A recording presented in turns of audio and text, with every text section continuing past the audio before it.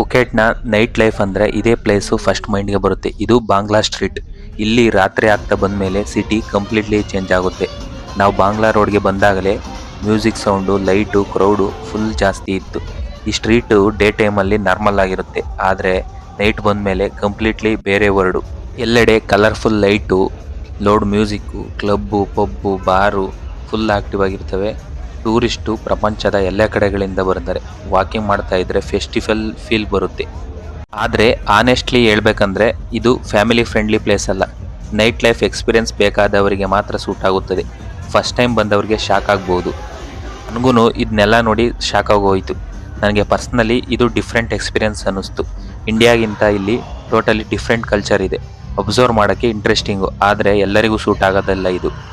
ಇಲ್ಲಿ ಹೋಗ್ಬೇಕಂದ್ರೆ ಕೆಲವು ಥಿಂಗ್ಸ್ನ ಗಮನಿಸಬೇಕು. ಕ್ರೌಡ್ ಜಾಸ್ತಿ ಇರುತ್ತೆ, ವ್ಯಾಲ್ಯೂಯಬಲ್ನ ಕೇರ್ಫುಲ್ಲಾಗಿ ಇಟ್ಕೊಳ್ಬೇಕು, ಸ್ಟ್ರೇಂಜರ್ಸ್ ಜೊತೆ ಕೇರ್ಫುಲ್ಲಾಗಿರಬೇಕು, ಸೇಫಾಗಿ ಎಂಜಾಯ್ ಮಾಡೋದು ಇಂಪಾರ್ಟೆಂಟು. ಬಾಂಗ್ಲಾ ಸ್ಟ್ರೀಟು ಪುಕೆಟ್ನ ನೈಟ್ ಲೈಫ್ನ ಮೇನ್ ಸೆಂಟರು. ಎಕ್ಸ್ಪೀರಿಯನ್ಸ್ ಮಾಡಬೇಕಾ ಬೇಡ ಅನ್ನೋದು ನಿಮ್ಮ ಚಾಯ್ಸು.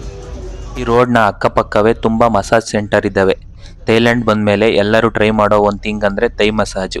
ಥೈಲ್ಯಾಂಡ್ನಲ್ಲಿ ಮಸಾಜ್ ಕಲ್ಚರು ತುಂಬ ಕಾಮನ್ನು. ರೋಡ್ ಸೈಡಿಂದ ಹಿಡಿದು ದೊಡ್ಡ ಸ್ಪಾವರೆಗೂ ಎಲ್ಲೆಡೆ ಮಸಾಜ್ ಸೆಂಟ್ರು ಕಾಣಿಸ್ತವೆ. ಥೈ ಮಸಾಜ್ ಅಂದರೆ ಸಿಂಪಲ್ ರಿಲ್ಯಾಕ್ಷನ್ ಮಾತ್ರ ಅಲ್ಲ, ಒಂದು ಟ್ರೆಡಿಷನಲ್ ಥೆರಪಿ. ನಾನು ಫಸ್ಟ್ ಟೈಮ್ ಟ್ರೈ ಮಾಡಿದಾಗ ಸ್ವಲ್ಪ ಡಿಫ್ರೆಂಟ್ ಫೀಲ್ ಆಯಿತು. ನಾರ್ಮಲ್ ಆಯಿಲ್ ಮಸಾಜ್ ಥರ ಅಲ್ಲ, ಬಾಡಿ ಸ್ಟ್ರೆಚ್ ಮಾಡ್ತಾರೆ. ಇನಿಷಿಯಲಿ ಸ್ವಲ್ಪ ಪೇಯ್ನ್ ಅನ್ನಿಸ್ಬೋದು, ಆದರೆ ಬಾಡಿ ಲೈಟಾಗಿ ಫೀಲ್ ಆಗುತ್ತೆ. ಎಲ್ಲ ಮಸಾಜ್ ಸೆಂಟರ್ಸು ಸೇಮ್ ಆಗಿರೋದಿಲ್ಲ, ಒಳ್ಳೇದನ್ನ ಸೆಲೆಕ್ಟ್ ಮಾಡಬೇಕಾಗುತ್ತೆ. ನಿಮಗೆ ಈ ಮಾಹಿತಿ ಯೂಸ್ಫುಲ್ ಅನ್ನಿಸ್ತು ಅಂದರೆ ಲೈಕ್ ಮಾಡಿ, ಶೇರ್ ಮಾಡಿ, ಕಮೆಂಟ್ ಮಾಡಿ. ಮುಂದಿನ ವಿಡಿಯೋದಲ್ಲಿ ಇನ್ನೊಂದು ಎಕ್ಸ್ಪೀರಿಯನ್ಸ್ ಶೇರ್ ಮಾಡ್ತೀನಿ. ಫಾಲೋ ಮಾಡ್ಕೊಳ್ಳಿ. ಇಂತಹ ವಿಡಿಯೋಗಳಿಗಾಗಿ ನಮ್ಮ ಪ್ರಕೃತಿ ಪ್ರಯಾಣಿಕ ಯೂಟ್ಯೂಬ್ ಚಾನಲನ್ನು ಸಬ್ಸ್ಕ್ರೈಬ್ ಮಾಡಿ. ಲಿಂಕು ಬಯೋದಲ್ಲಿದೆ.